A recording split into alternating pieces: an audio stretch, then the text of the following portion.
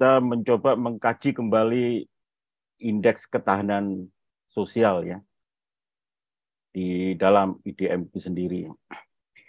Di slide yang berikutnya, Mbak, yang ya di dalam memahami indeks ini kita perlu perjelas dulu kalau dari sisi awal ya, kita dari definisi operasional itu dia disebut indeks komposit ya. Indeks komposit itu merupakan gabungan atau ada indeks-indeks pembentuk ya. Jadi indeks pembentuk itu terdiri dari indeks ketahanan sosial, ekonomi, dan ekologi. Istilah ekologi digunakan secara bergantian dengan istilah lingkungan yang dimaksudkan di dalam IDM ini tujuannya sebenarnya sama ya, ekologi dan lingkungan. Jadi ada 3 indeks pembentuk yang perlu kita pahami dalam proses ini.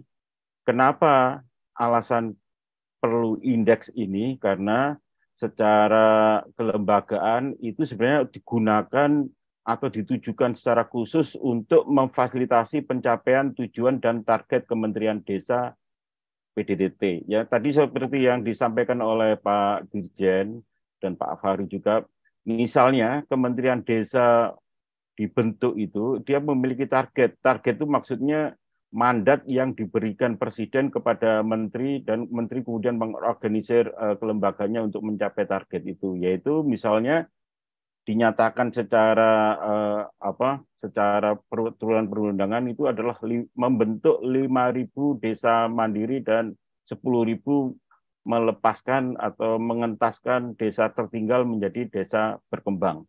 Jadi itu adalah target. Kalau kita menetapkan itu target di tahun 2015 ketika pertama kali dibentuk Kementerian Desa untuk periode yang pertama dari Kementerian Desa 5 tahun, itu tentu memerlukan data dasar ya. Kalau Anda berangkat mau ke luar kota, itu kan ada titik berangkat, ada titik tujuan. Ya IDM ini waktu pertama kali dia berfungsi sebagai titik awal ya. Dia menetapkan desa-desa mana yang merupakan desa mandiri, desa maju, desa berkembang, desa tertinggal, dan desa sangat tertinggal. Sehingga komposisinya jelas.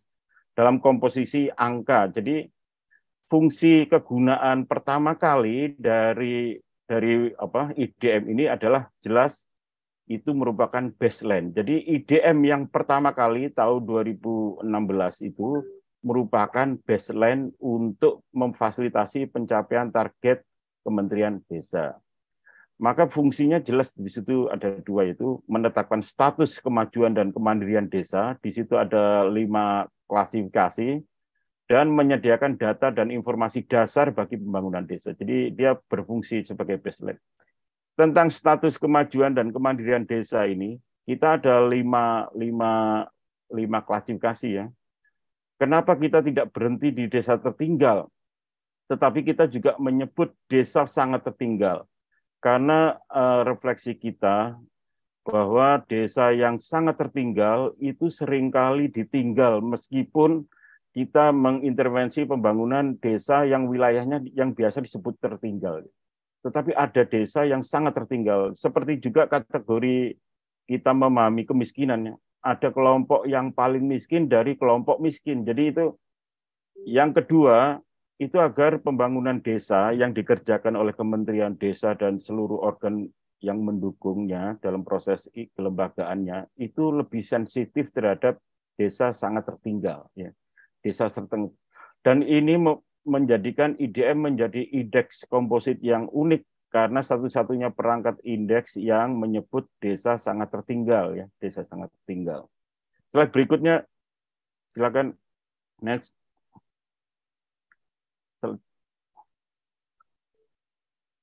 Ya, di dalam komponen ini ya, komponen indeks pembentuk ini itu kan ada ketahanan sosial, ketahanan lingkungan, dan ekonomi. Dari 3 kategori ini sudah sangat jelas bahwa indeks ini pada tahun awal dibentuknya tahun 2015 dan berlaku sampai sekarang, itu dia mengadopsi langsung pembangunan berkelanjutan dan tujuan pembangunan berkelanjutan. yang kemudian dalam priorisasi kementerian berikutnya, zamannya Pak Gus, itu kemudian diformalkan menjadi satu program yang khusus dengan sebutan SDGs Desa. Jadi sebenarnya soal SDGs ini sudah disosialisasikan sejak dibentuk pertama kali Kementerian Desa, yaitu jadi IDM ini sebenarnya mengadopsi langsung pembangunan berkelanjutan. Dimanapun kita kalau cari konsep maupun teori tentang apa itu pembangunan berkelanjutan selalu terdiri dari aspek sosial, ekonomi, dan lingkungan. Sosial, ekonomi, dan lingkungan itu adalah tidak terpisah. Dia sebagai suatu komponen tidak terpisah. Kalau kita menguatkan aspek ketahanannya, ini bukan bicara soal indeks dulu, tapi aspek ketahanan sosial dengan ekonomi itu tujuan utamanya adalah mengatasi masalah lintas generasi dengan fokus utama kemiskinan. Ya. Jadi mengerjakan apa yang menjadi masalah saat ini, misalnya kemiskinan, dan juga memastikan generasi yang ke depan itu juga tidak miskin, tapi miskin itu berkurang. Ya, jadi dia adalah komponen untuk mengatasi masalah lintas generasi. Yang kedua, dia juga akan menghasilkan kesetaraan. Jadi mengatasi ketimpangan, menghasilkan kesetaraan, dan otomatis dia ditujukan untuk mengatasi kemiskinan. Jadi itu ada misalnya hubungan antara sosial dan ekonomi. Kemudian kalau ekonomi dengan lingkungan misalnya, itu sebenarnya untuk membentuk bagaimana kita mengakui peran-peran dari kelompok-kelompok masyarakat yang arif secara mengelola sumber daya alam. Kemudian kita mempertahankan satu keberlanjutan dalam pengelolaan sumber daya alam. Jadi aspek-aspek ekonomi harus menyelamatkan alam untuk generasi saat ini dan ke depan. Kemudian misalnya kalau sosial dengan lingkungan itu adalah soal nilai. Jadi penghargaan terhadap nilai-nilai kelembagaan dan kemudian yang sekarang misalnya itu diformal dalam kelembagaan-kelembagaan adat, ya, kelompok-kelompok yang diorganisir untuk menghasilkan kesetaraan gender, kelompok perempuan, kelompok disabilitas, itu sebenarnya untuk memastikan nilai-nilai itu menjadi pembentuk pembangunan. Jadi komponen 3 ini kalau digabung, dia bisa disebut menghasilkan pembangunan berkelanjutan. Yang tahun 2015 juga, sekitar tahun 2012-2015, itu diformalkan dalam sidang umum PBB, bahwa setiap bekerjanya indeks ini sebenarnya memiliki tujuan, yaitu tujuan 1 sampai 17 ya, SDGs, itu memiliki tujuan yang secara khusus. Kebutuhan lintas generasi dari pembangunan berkelanjutan itu diformalkan dalam satu ikon yang disebut no one left behind. Jadi tidak ada seseorang pun untuk tertinggal. Yang kemudian di Kementerian Desa sendiri, ikon soal SDGs Desa tentang 17 tujuan ini ditambah dengan satu tujuan yang karena terkait dengan kelembagaan-kelembagaan yang memang nyatanya, faktanya itu memang bekerja di desa. Maka ada muncul tujuan ke-18 itu. Kemudian di tingkat pelaksanaan, komponen indeks pembentuk ketahanan sosial dan seterusnya itu sebenarnya memberikan rumusan ya. Karena setiap indeks ini karakternya, misalnya kalau indeks ekonomi, dia memiliki satu dimensi 12 indikator.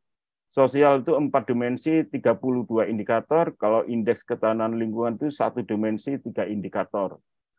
Di mana setiap indikator itu punya leveling kewenangan siapa sebenarnya untuk mewujudkan perangkat indikator ini agar membentuk dimensi, dan dimensi ini membentuk pembangunan berkelanjutan untuk desa. Jadi ada di dalamnya sebenarnya kalau dilacak ke dalam itu perangkat indikator itu terdapat kewenangan desa, kewenangan kabupaten, kewenangan provinsi, dan kewenangan pusat.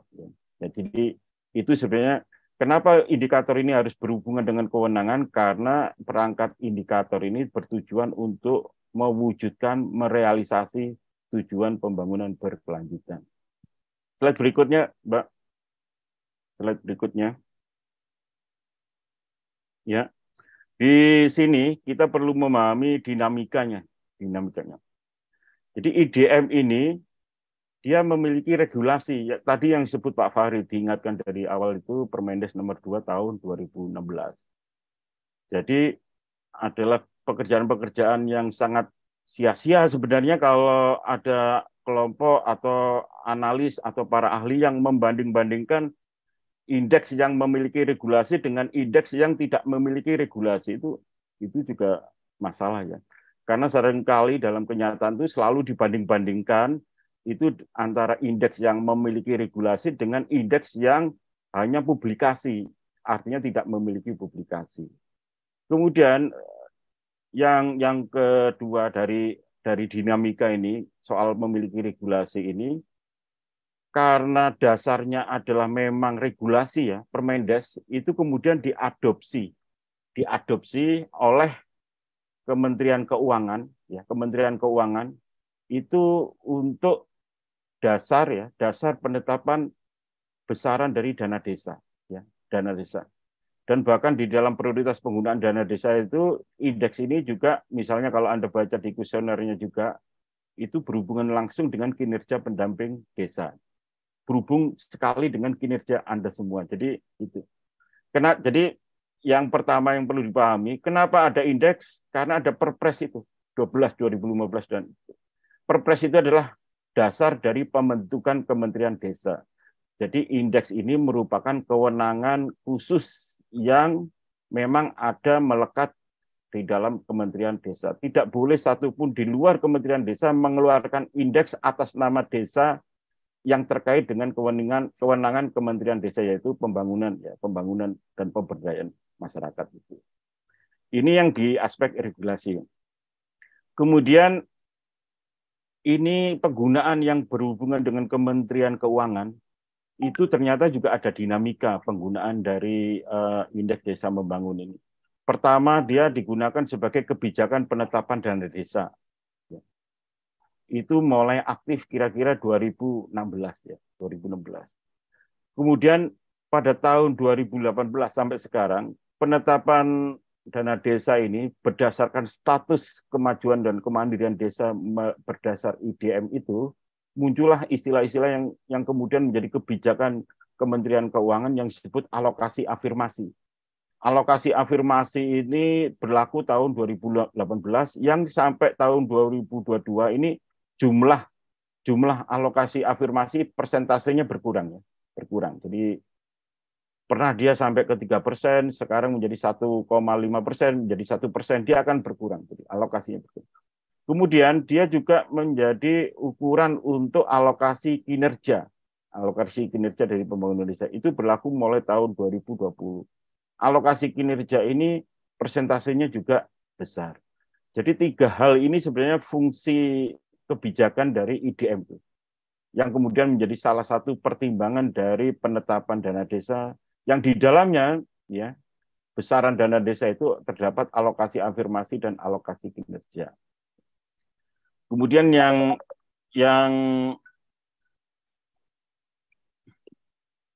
posisi pengaturan IDM ya, posisi pengaturan IDM ini penetapan status IDM untuk pertama kali ya, penetapan status IDM yang pertama kali itu tahun 2016, itu ada bukunya. Itu berfungsi sebagai baseline ya, baseline. Jadi misalnya ada inisiatif dari Direktorat Advokasi Pak Fahri itu misalnya untuk review dan perbaikan komponen-komponen di dalam indikator IDM itu, maka perbaikan ke depan itu juga nanti akan berfungsi sebagai baseline. Kalau dia berfungsi sebagai baseline, tentu secara ukuran waktu yang tepat itu adalah periodisasi kabinet ya. Setiap periodisasi kabinet itu perlu baseline pembangunan desa ya, pembangunan desa. Karena itu titik berangkatnya ya. Kemudian juga dia merekomendasikan untuk melibatkan analisis. Jadi posisi IDM itu sebenarnya kalau dari segi perangkat indikatornya, dia perangkat indikator output ya. Output itu kalau Anda bayangkan dalam pembangunan desa itu RKPDes tahunan. Ya, output. Jadi dia sebenarnya indikator output yang memberikan dasar. Karena komposisinya dia adalah indikator yang sifatnya adalah perangkat indikator output, maka untuk proses analisisnya itu tentu membutuhkan perangkat-perangkat riset atau indeks yang lain. Jadi kalau ada indeks yang lain, misalnya indeks pembangunan desa atau indeks apa yang dari Kemendagri, itu posisinya bukan dibandingkan, tetapi posisinya adalah untuk kelengkapan analisis dari indeks desa membangun. Jadi kelengkapan analisis untuk menghasilkan rekomendasi. Kalau di desa dia berguna untuk perencanaan pembangunan desa. Yang periode yang sekarang dari Kementerian Desa itu membutuhkan proses analisis ini membutuhkan data-data mikro ya, data-data mikro. Kemudian perangkat indikator yang terus diperbarui ini sangat bagus, luar biasa. Dan ini sebenarnya proses pembaruan kebutuhan dan perkembangan di lapangan itu, perangkat indikatornya itu, ya jelas dia seperti Permendes nomor 2 itu di pasal-pasal terakhir, itu sangat jelas dinyatakan dalam salah satu pasalnya. Jadi indeks desa membangun ini, perangkat indikatornya itu bisa diperbarui berdasarkan kebutuhan dan perkembangan di lapangan. Tetapi yang diperbarui itu hanya perangkat dimensi dan indikator. Dimensi itu kalau di modal sosial itu kan ada 4. Dimensi kalau di ekonomi ada 1, dimensi kalau di lingkungan itu ada 1. Yang diperbaiki, yang bisa diperbaiki itu hanya dimensi dan perangkat indikatornya. Ya, perangkat indikator. Kalau indeks pembentuk itu hanya 3 ya, sosial, ekonomi, lingkungan. Itu sama sekali tidak bisa dirubah ya, tidak bisa diperbarui. Karena ini konsepsi yang sudah dihasilkan riset oleh seluruh dunia kalangan ahli yang tidak terbantahkan ya. Jadi komposisi dari indeks pembentuk untuk menuju pembangunan berkelanjutan dari dulu sampai sekarang tidak ada konsep teori yang bisa membantah 3 pembentuk. Makanya kalau ada yang mencoba merubah-rubah tiga indeks ketahanan itu pasti gagal.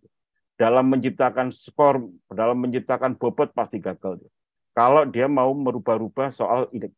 Karena itu hasil dari riset dari seluruh donor, dari PBB, dari kalangan ahli perguruan tinggi seluruh dunia yang terlibat, kemudian memutuskan apa yang disebut Sustainability Development Goals. Itu sudah konsep yang diakui secara global. Maka komposisi indeks pembentuk itu tidak bisa diperbarui, tidak bisa dirubah. Kalau mau merubah itu sebaiknya tidak pakai nama indeks desa membangun, karena itu akan berubah. Yang bisa diperbarui adalah dimensi dan indikator. Itu jadi komposisinya untuk rekomendasi pembaruan nanti ya. Kemudian seluruh perangkat indikatornya itu sebenarnya sebagian besar secara dominan itu didasarkan kepada kewenangan desa. Kewenangan desa itu kan Anda tentu sangat hafal ya. Ada kewenangan berdasarkan hak asal-usul, kewenangan lokal berskala desa, kemudian kewenangan yang diberikan oleh pemerintah supradesa. Kemudian fungsi dari indeks itu, data itu tentu adalah fungsi koordinasi. Contohnya yaitu dengan Kementerian Keuangan, kementerian lembaga yang lain ya, yang itu sangat bisa digunakan. Jadi dia adalah menjadi fungsi atau materi yang bisa digunakan untuk koordinasi. Silakan slide berikutnya. Slide saya sedikit. Ini di berikutnya ya. Indeks kita memasuki materi pokoknya. Indeks ketahanan sosial itu ada 4 dimensi. 4 dimensi itu kesehatan, pendidikan, modal sosial, dan permukiman.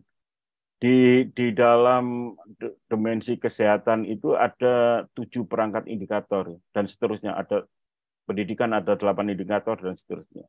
7 indikator itu kalau dihubungkan dengan kuesioner yang sekarang ini yang digunakan itu akan menghasilkan 100 data. Dari pertanyaan itu menghasilkan data ya, 100 data. Kalau di indeks ketahanan ekonomi itu menghasilkan 120 data, kalau di indeks ketahanan lingkungan itu ada 23 data hasilnya. Jumlahnya bisa ratusan. Plus informasi dasar tentang desa, tentang topografi, kemudian tentang APBDes, tentang PAD, tentang pendamping desa, itu jenis data di luar IDM ya. Tapi ada di kuesioner. Tapi khusus untuk kuesioner yang menghasilkan data yang memenuhi perangkat indikator itu yang tersaji di slide itu ya. Kenapa 4 dimensi ini? 4 dimensi ini memang dimensi yang sangat mempengaruhi ketahanan sosial. Karena ketahanan sosial itu untuk proses yang tadi saya ceritakan memenuhi kebutuhan dan hak lintas generasi itu kebutuhan dasarnya atau yang biasa kawan-kawan disebut hak dasar itu selalu pendidikan dan kesehatan. Kalau seseorang bisa mengakses pendidikan dengan baik, maka dia bisa mengakses kesehatan dengan baik. Kalau seseorang itu bisa mengakses pendidikan dan kesehatan dengan baik, dia bisa mengakses pekerjaan yang lebih baik. Kalau dia bisa mengakses pekerjaan yang lebih baik, dia bisa melampaui satu proses pembentukan keluarga yang baik. Jadi ini sifat dari hak dasar ya pendidikan kesehatan. Kalau modal sosial itu yang biasa kita lakukan karena dia adalah tradisi yang biasa digunakan oleh masyarakat di kampung ya. Misalnya ronda ataupun yang bersifat negatif ya. Apakah ada kasus-kasus kriminal di dalam situ. Dan permukiman termasuk kategori hak dasar. Maka ini sebenarnya dimensi pokok ya. Ya sangat mungkin dengan kecenderungan ke depan dimensi ini bisa ditambah ya. Dimensi depan. Tetapi dengan satu catatan bahwa perangkat dari indeks ketahanan ini itu komposisinya sama dibagi tiga. Kalau asumsinya 100 dibagi tiga untuk skor ya. 100 dibagi tiga. Tiga itu apa? Sosial, ekonomi, dan lingkungan. Selalu.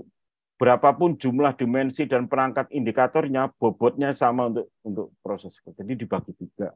Itu untuk proses keadilan di dalam menggunakan dimensi dan perangkat indikatornya. Slide berikutnya,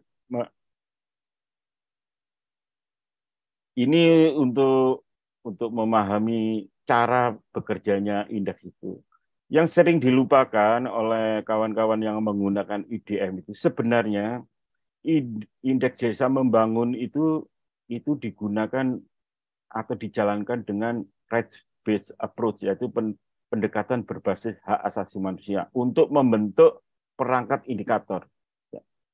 Tentu di dalam konsep berbasis hak asasi manusia itu yang diutamakan di dalam memahami indikator dan kuesioner dan serta melakukannya sebagai dasar perencanaan pembangunan desa, prinsip yang digunakan adalah non-diskriminasi dan afirmasi kebijakan. Non-diskriminasi, karena dia pendekatan, maka dia seharusnya dia menghentikan persoalan-persoalan yang disebut sebagai ketidakadilan gender, ketidakadilan yang secara fisik harus dialami oleh kelompok-kelompok disabilitas. Itu non-diskriminasi itu adalah prinsip. Terus karakter hak. Karakter hak itu biasa kita maksud dengan 4K. 4K.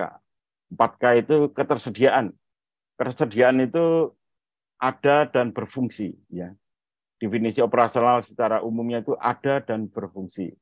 Kalau keteraksesan itu sarana-sarana pendidikan dan kesehatan itu bisa diakses secara mudah ya, secara fisik ya. Artinya dia tidak terhalang oleh gunung yang besar atau sekolah dasarnya itu ada di ujung gunung atau orang harus melewati sungai yang besar yang seringkali membahayakan ya. Keteraksesan ini ada dua, selain secara fisik juga akses biaya ya, biaya. Kalau SD dan SMP itu seharusnya penetapan pemerintah nasional itu adalah bebas biaya, gratis. Kalaupun ada biaya, itu semua permainan dari komite sekolah. Komite sekolah, kalau sekolah mencoba menarik biaya, itu biasanya mengatasnamakan komite sekolah. Dan apapun sebenarnya menurut pengaturan nasional, uang itu sama sekali tidak boleh dikeluarkan untuk membiayai sekolah untuk peringkat hak dasar, yaitu terutama SD sampai SMP. Di daerah provinsi tertentu seperti Jawa Barat, Jawa Tengah, Jawa Timur itu bahkan sampai SMA. Jawa Tengah itu atau Jawa Barat itu sering memberikan sanksi yang sangat tegas pada sekolah yang menarik biaya-biaya. Jadi prinsipnya sebenarnya dia keteraksesan ini tanpa biaya, kecuali swasta ya. Swasta. Ini yang kita maksud adalah negeri. Swasta pun harus biaya yang bisa dijangkau, artinya dia tidak boleh terlalu memberatkan. Kemudian keberterimaan itu adalah pelaksanaan hak yang bisa diterima secara budaya dan adil gender. Dia tidak menghasilkan proses yang melukai prinsip-prinsip non diskriminasi. Kemudian kualitas ya Anda pasti tahu kualitas. Nah ini proses ini di proses awalnya itu data dasar untuk membangun data di perangkat indikator itu datanya dari Podes ya. Dari Podes. Podes itu sangat periodik, kemungkinannya 3 tahun. Kalau sekarang berapa? 3 tahun. Dia data pertama bisa Podes. Yang setiap tahunnya diperbarui berdasarkan survei atau sensus. Nah, soal siapa yang boleh melakukan survei setingkat sensus itu tentu otoritas ya, otoritas. Otoritas yang disebut peraturan perundang-undangan tentang statistik, yaitu Badan Pusat Statistik. Kemudian otoritas yang khusus karena dia kewenangan dibentuk oleh Presiden tentang pembentukan kementerian ya, sesuai dengan kebutuhan yang dimandatori, yaitu Kementerian Desa. Jadi survei yang khusus untuk membentuk data indeks desa membangun itu sebenarnya diperbolehkan dilakukan oleh Kementerian Desa seperti yang sekarang ini dilakukan. Tentu tetap dengan mengkoordinasikan dengan BPS ya, BPS. Itu yang disebut pemutakhiran data. Ya. Artinya kalau di lembaga-lembaga di luar menghasilkan data itu sebenarnya tidak boleh. Tidak boleh. Hanya lembaga yang memiliki kewenangan. Ini saya ulangi lagi, kemudian berhubungan dengan kewenangan desa. Yang kita maksud dengan kewenangan desa tentu kewenangan desa menurut Undang-Undang Desa. Yang di dalamnya dalam perangkat indikator tentu akan berimplikasi pada kapasitas teknis dan kelembagaan dan proses pemberdayaan. Kemudian karakter di indeks itu termasuk yang berhubungan dengan dimensi indikator sosial ya, ketahanan sosial itu selalu dia bicara soal potensi desa. Potensi desa itu tentu tidak hanya berhubungan dengan sumber daya alam, tapi potensi desa itu yang berhubungan dengan nilai-nilai dan kekuatan desa. Nilai itu adalah kearifan lokal, pengetahuan lokal, kelembagaan-kelembagaan sosial desa, jadi tingkat toleransi dan seterusnya. Kemudian dia bekerja untuk ini, dia didasarkan pada prakarsa masyarakat, hak asal usul, inklusif. Inklusif itu setiap pembangunan desa tidak boleh sekali-sekali meninggalkan kelompok yang miskin dan rentan, melibatkan mereka di dalam proses pengambilan keputusan dan memberi manfaat terhadap kelompok miskin dan rentan itu untuk memperoleh manfaat dari tindakan pembangunan. Itu yang disebut inklusif. Kemudian di tingkat analisanya dia tidak bisa sendiri. Jadi kalau hanya IDM digunakan sebagai perencanaan pembangunan desa, ya terlalu umum ya, karena dia data dasar. Maka di proses analisisnya biasanya itu dia mengintegrasikan dengan misalnya analisis pembangunan livelihood sustainability biasanya, peri kehidupan yang berkelanjutan, atau bisa menggunakan pemetaan adat, pemetaan sosial itu bisa, atau biasa juga menggunakan yang sekarang ini direkomendasikan oleh Pak Menteri saat ini adalah penggunaan data mikro SDGs desa. Kalau data mikro SDGs desa dikombinasikan dengan IDM, itu hasilnya akan sangat luar biasa. Maka banyak istilah yang simpang siur ya, sering dipakai dan itu sebenarnya tidak salah. Misalnya IDM berbasis SDGs atau SDGs berbasis IDM itu ya sah-sah saja, itu permainan kalimat ya. Tapi maksudnya itu tentu cuma satu, mengintegrasikan IDM dengan SDGs. Jadi IDM itu memberikan data dasar yang bersifat output, SDGs desa itu data yang melibatkan proses ya, input dan proses. Kalau perangkat indikator itu kan ada indikator input, proses dan seterusnya ya. Output, outcome. Nah, posisi dari data mikro ini adalah sangat potensial untuk melengkapi data IDM. Meskipun fungsi khususnya tidak tergantikan, fungsi IDM tetap untuk menentukan status kemajuan dan kemandirian desa. Kalau SDGs desa itu fungsinya adalah untuk mencapai tujuan-tujuan target tertentu yang ada di dalam SDGs desa. Slide berikutnya, Mbak. Ya, ini cara bekerjanya indeks itu. Tadi yang saya sebut dengan pendekatan berbasis hak itu saya sebut di slide ini namanya K1, K2, K3, K4. K1 itu ketersediaan, K2 itu adalah keteraksesan, K3 itu adalah keberterimaan, K4 itu adalah kualitas. Ini detail pertanyaannya. Misalnya K1, apakah tersedia gedung ya, pendidikan SMP dan apakah gedung itu berfungsi? Maksudnya ada dan berfungsi itu sarana sekolahnya itu ada apa tidak? Dan berfungsi atau tidak? Berfungsi itu maksudnya ya ada gurunya, ada sarana pembelajarannya, ada perpustakaannya. Kalau gedung sekolah tanpa guru, ya dia tidak berfungsi. Kalau ada gedung sekolah hanya satu guru, dia akan tidak berfungsi, tidak efektif fungsinya. Kalau gedung sekolah itu punya guru tapi tidak punya perpustakaan, ya dia tidak efektif fungsinya. Nah, ini karakter pertanyaan-pertanyaan K1, K2, K3, K4 itu yang kemudian diaktualisasi di dalam kuesioner. Ya, kuesioner. Jadi karakter pertanyaan di kuesioner itu ternyata memunculkan K1, K2, K3, K4. Tetapi tidak semua kuesioner yang dibangun di situ, terutama untuk kuesioner yang pertama kali 2016 dan yang berkembang sampai sekarang, itu dapat disediakan oleh data statistik yang ada. Tidak semua bisa disediakan, misal atau dari Podes. Nah, itu gunanya pemutakhiran data yang bersifat sensus itu, yang dikerjakan oleh para kawan-kawan pendamping desa itu. Jadi banyak pertanyaan berkembang yang data statistiknya itu nggak ada. Misalnya ya, misalnya yang disebut kearifan lokal itu tentang apa dan bagaimana kearifan lokal atau pengetahuan lokal itu data statistik tidak bisa menyediakan. Hanya sensus yang bisa memastikan itu ada dan bekerja atau tidak.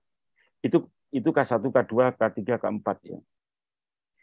Kemudian kelanjutan dari proses ini, proses kuesioner itu, ini kan perangkat indikator dibentuk dan aktualisasinya di kuesioner itu, kemudian hasilnya itu dicek juga. Apakah ada program dukungan pemerintah desa dan supradesa soal pendidikan itu? Ini kan contohnya untuk pendidikan. Misalnya program dukungan dari Pemdes itu, misalnya data tentang orang anak, ya, anak yang usia pendidikan itu yang memerlukan atau harus didukung dengan beasiswa. Beasiswa itu kan program dukungan. Pemdes menyediakan datanya, supradesa yang menyediakan anggarannya, misal begitu. Kemudian yang memberikan tempat untuk sekolah lapang dari pendidikan formal, misalnya untuk perkebunan, dia bercocok tanam, dia harus bekerja sama dengan petani, ya gitu. Itu program-program dukungan yang biasanya dimasukkan di dalam perencanaan pembangunan desa itu di program-program pemberdayaan. Sehingga sangat aneh misalnya kalau di program pemberdayaan itu angka APBDes ya, angka APBDes untuk pemberdayaan itu kecil kan. Sebenarnya dia cukup besar kalau dia memahami cara kerja dari indeks ketahanan sosial itu. Kemudian dari perangkat indeks ketahanan sosial itu juga harus diperiksa apakah ada kasus ya yang mendiskriminasi berbasis sara dan fisik. Nah, diskriminasi berbasis sara dan fisik ini tidak ada tersedia data statistik, tidak ada. Maka dia harus ada dicari melalui pemutakhiran data. Kegunaannya itu juga untuk intervensi pemerintah desa dan kelembagaannya untuk mengembangkan cara-cara mencegah, cara-cara menangani, dan seterusnya.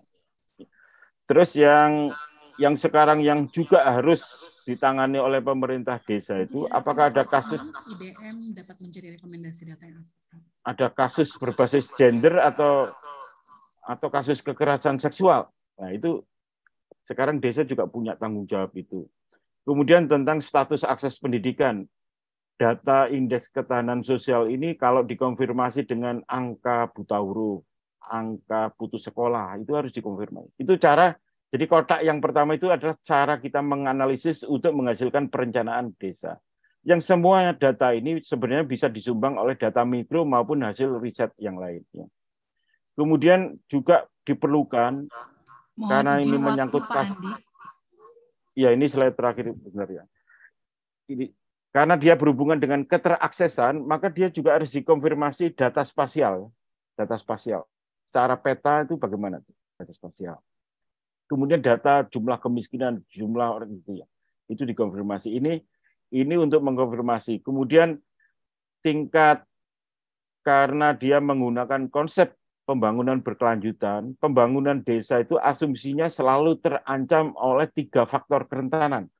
3 faktor kerentanan itu adalah pertama, konflik sosial, pertengkaran antar kelompok, ya, konflik sosial, konflik horizontal.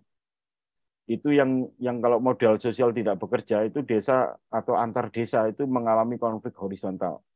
Yang aspek kerentanan yang kedua itu bencana alam yang merupakan dampak dari beresan soal mengelola lingkungan juga bisa terjadi yang sekarang disebut perubahan iklim. Itu yang disebut kerentanan keberlanjutan. Kemudian yang ketiga karena goncangan keuangannya, inflasi naik. Sekarang nilai BBM naik, ya, nilai BBM naik. Itu sudah lah yang kanan dari slide ini itu adalah cara kita membangun perangkat indikator dan memperbarui yang nanti untuk ini rekomendasi khusus untuk Pak Fahri. Itu cara-cara kita perbaikan menambah perangkat dimensi dan indikator sebenarnya yang kanan. Kemudian yang kiri adalah cara kita menganalisis, yang atas tengah itu adalah cara kita mempertimbangkan aspek yang mempengaruhi salah satu dimensi dan data apa yang perlu kita konfirmasi ya secara sosial, karena sekarang ada isu kemiskinan ekstrim, di mana posisinya kemiskinan ekstrim di dalam analisis data IDM itu yang sebelah kanan nomor tengah itu. Slide berikutnya terakhir, maaf Mbak. Ini rekomendasi ya, rekomendasi ya seperti yang kita maksud tadi itu. Intinya pembaruan data itu, pemutahiran data dan indikator IDM sangat mungkin dilakukan. Ya tentu proses ini dalam review melibatkan ahli, diskusi terbuka, saran-saran dari pendamping profesional, pengalaman harus diajak bicara dalam review itu. Begitu saja terakhir, karena slide ini juga bisa di-share, nanti bisa dipelajari lebih lanjut. Komunikasi lebih lanjut saya juga sangat terbuka. Terima kasih, saya kembalikan Bu Ocha, maaf waktu melewati sedikit.